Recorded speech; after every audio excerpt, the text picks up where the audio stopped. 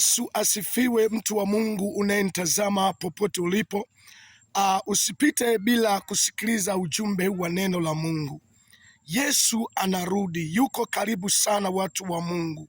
Ghadhabu kwa ajili ya ulimwengu, kwa ajili ya watenda dhambi imekaribia mno. Siku inakuja kwa watu waliokataa kuokoka, kwa watu ambao waliokoka wakaendelea kuishi maisha ya dhambi. Siku inakuja, na niseme neno hili katika siku za mwisho. Unapoamka unakwenda katika majukumu yako na unapolala, usisahau neno hili kumwambia Mungu. Siku parapanda itakapolia, unikumbuke katika uzima wa milele. Maana watu leo hii wamekuwa bize na maisha, wamejisahau kwamba kuna siku, kuna saa wasiojua kabisa, wasiotarajia. Yesu anarudi, na atakayesimamia kiama ni Yesu mwenyewe, kwa ajili ya kuwahukumu wanadamu waliokataa kuokoka na ambao waliishi katika maisha ya dhambi. Siku inakuja.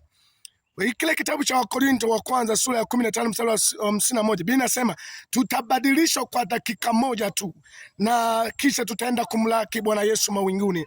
Na kile kitabu cha Isaya sura ile ya 15 mstari wa 9 hadi wa 11 inasema siku ya Bwana inakuja na hii karibu, nayo inafanya haraka sana, kwa ajili ya siku ya ghadhabu, kwa ajili ya watenda mabaya.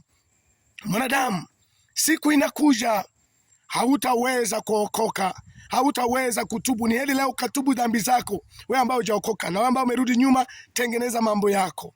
Yesu anarudi, yuko karibu sana.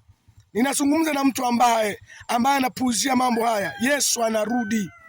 Yesu anarudi, yuko karibu mno, watu wa Mungu. Nimaliza kusema kwamba Mungu wa mbinguni awabariki sana. Yesu anarudi. Acha dhambi, tubu dhambi, okoka wewe ambao hujaokoka. Naomba umerudi nyuma, tengeneza mambo yako. Yesu anarudi.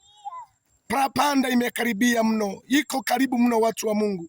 Na Mungu wa mbinguni awabariki sana. Ni mimi Pastor Musa Kiramba. Amen.